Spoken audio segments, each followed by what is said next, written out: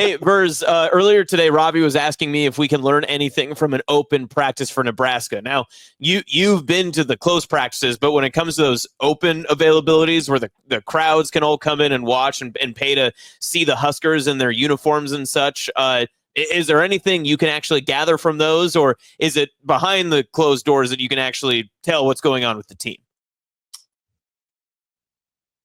Oof, I would have to go to one of the open ones.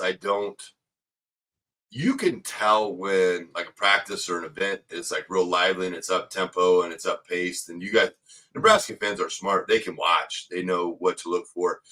It's just I don't have quite a grasp yet on the staff if they're willing to put it out there like, hey, this is what we're doing. This is how it's going. Being that the only ones that I've ever been to are the kind of more like non-open to the public ones where I can see them get after it. I don't have a good basis for that. I would, if I was going to assume, I guess it's pretty vanilla. I would guess it's pretty basic, and it's just more of a, hey, fans, here's your favorite player doing some stuff. Probably a lot of go balls, probably a lot of deep routes, that kind of stuff, just to keep everybody excited and in tune with everything. That's a good point, though, because do you feel like the coaches coach differently when they have the fans surrounding them and anyone's iPhone or any video camera from a media member can catch them if they were to blow up the spot of someone who did something wrong that they probably would get after them in a regular practice for? No, if you're secure in what you do, I think that staff is very matured. I think they understand what's going on and how it should happen. I don't think our guys would. I know some, if you're younger into it, and you care what people think or how you act, or, you don't want people to think you're a meanie, then yeah, you're probably going to alter that. But I think where Nebraska's at, they don't. They're old, crusty veteran coaches. I don't think they give a shit. Yeah, fair.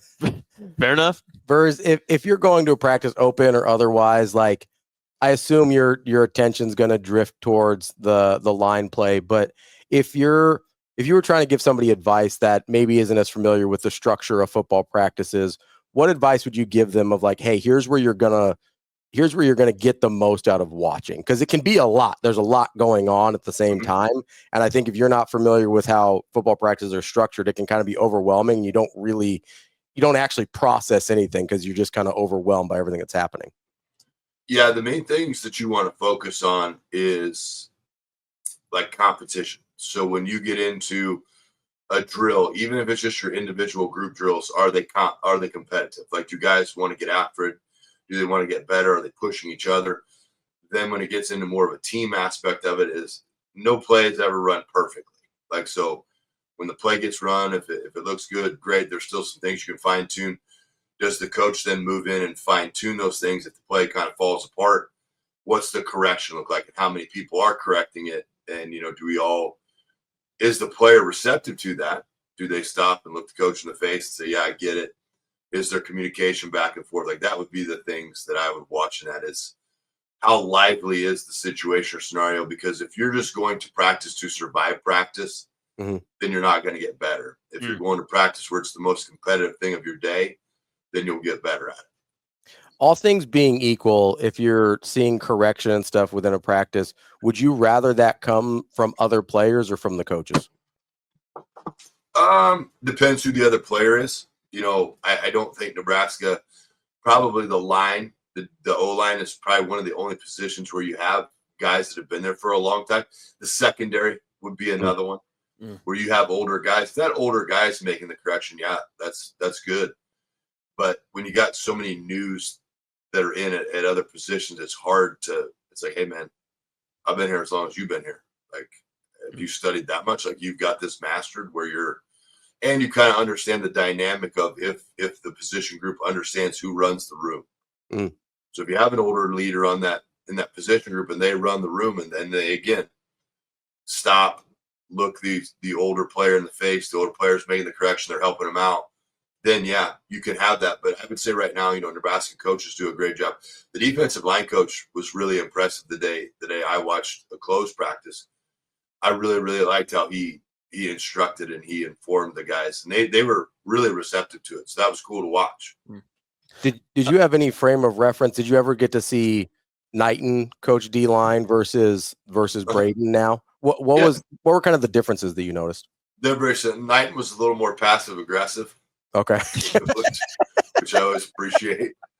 A little snarky. Yeah, the new guy is more direct. He's like, this is how you do it. This is what we're going to work on your next rep. And this is how it goes. Knighton, though, had the advantage of having an older room. You know, he had Nash and he had Ty. He had a bunch of guys that had been there for 4, 5, 6 years. So they understood that they screwed it up. Probably shouldn't happen again. So he could be that way with them. Yeah. Verz, Henry Lutovsky going to be speaking at Big Ten Media Days next week. Is he the one you would have picked to hear out of that room, or did you have a different pick? No, I think that's an excellent choice. He's come a long way. You know, there were some things that the general public didn't know about when he was a freshman that he had done at dear old Nebraska U that were probably not on the good side of life. Not anything illegal, just the way he was acting toward some other teammates. So to see him mature into what they obviously view as a leader, to have him be a guy that's going to go speak at the Big Ten Media, that's a huge progression for him. And I think Nebraska will go as far as his leadership will take them. That's not just the line; that's the whole team. So he's going to be a linchpin guy. He's a good player. Got his head on. He's not afraid to give correction out of guys. So that's good to see, and excited to hopefully he's practicing. Got some canned statements that you can just give, and you never want to be the lineman, get up there and don't sound eloquent. You want to make sure that you know what you're talking about. Yeah, that kind of answers my next question. I was going to ask you if there was anything you wanted to hear from him, but we had talked earlier this week with DB about what Dylan Raiola will have to face against maybe that national media. If you're the offensive lineman going out there, you're Henry Lutovsky, and some national media member, someone that's not Mitch Sherman, Sam McEwen, Brian Christopherson, going to ask you a question, what do you just prepare for basically anything that can come up, or do you kind of have an expectation of what someone might ask you? No, so you're going to kind of see what some of the inner workings of Nebraska are if you pay attention to it. So when we went through all of our camps, you had media training. And you went through, and if you look at how everybody answered questions back in those days, they were very similar answers. Now, the funny part of it was they had this is how you do it right, and this is how you do it wrong video. And so they would be like, here's the question, and it would have, whomever answer, Turner Gill. They'd have Turner Gill answering the question. And this is just, so they used all the eras. So TG would be like, well, we're really excited to play Ohio State, defending national champions. So they're a great program. We're trying to build to what they are, like he just had every canned answer a la Bull Durham and Nuke LaLoosh. This is what you need to say. Then it would cut to a clip of Johnny Mitchell, and it said, these are the keys to our house, and nobody's coming in our house. And then it flashed the score after the game. And I was like, okay. And everybody laughed, and but it was, you don't have to say anything. People talk too much and don't back it up these days anyway now. So just keep it basic, keep it simple. You're happy to be there. You're looking forward to the opportunity to compete in the Big Ten. God willing, you do great and you make it to the championship game, and then let the cards fall where they may. But the less you say, the better. And that you don't need to be a media clip guy. You just need to get your stuff out there and take your free trip to Indy. Verz, if you're looking at the offensive line, would you have chosen Lutovsky as an X factor? I'm talking about on the field.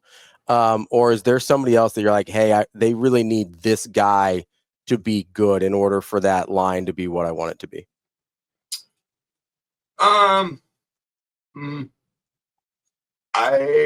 don't really I don't boil it down to one. Okay. As long as I've got a leader in there. Now I've been an Evans fan from day one. He's had the best feet on the offensive line for a long time. So his move to center is very simple. He's a smart kid. He knows what's going on. He knows all the offensive calls and what they got to get done. But it was who is going to, and he's just not a loud guy. He's not a boisterous guy. It's just not him. Mm-hmm. So to have Lutovsky come in there, and I think it's a huge tip of the cap to the young man that the coaches want in there, because you don't always see offensive linemen that get that opportunity. So he's proven to them, hey, I'm your guy. Hitch your wagon to me, and we'll go do this. And will look good. In a general statement, when it comes to the offensive line, you'd probably want the center to kind of be the leader of that unit, or does it matter? Is it more just who everyone kind of turns to or just accepts that role? How does that usually go about? Or if you're a coach, who would you rather have take that leadership role? Any one of the five are good. You know, position. If it's your center, it kind of just fits a narrative for media to run with. Gotcha. Like, oh, the guy in the middle leads it all. He's running it. No offense to you. They all run with it when the center is the loudmouth. But as long as it's one of those five, it's when none of those five qualifies when you're like, ooh, we're in some deep shit here. Like one of these five guys, don't care who it is, has to be it. And if you've got 1 and 1A, even better, which I think Evans, not a good cop, bad cop, but more like, Batman and Robin, where it's just like, hey, we're both doing this. We're both going to make sure that and you got 2 new guys that are going to factor in huge. So you got to kind of help them along the way. They're older, but as long as you guys are cohesive and there's one voice coming out of that room, things will be good. That's our guy, Matt Vrzal, former Husker, owner of Piezons. Verz, we appreciate the time as always. Look how nice everybody was to everybody this week. That was great. Yeah, he's going to get it next week. I will be ready. I can't wait for that. It's going to be Clip City. Content machine, Matt Vrzal. Verz, we appreciate it. Have a good weekend, bud. All right, have a good day, fuckers.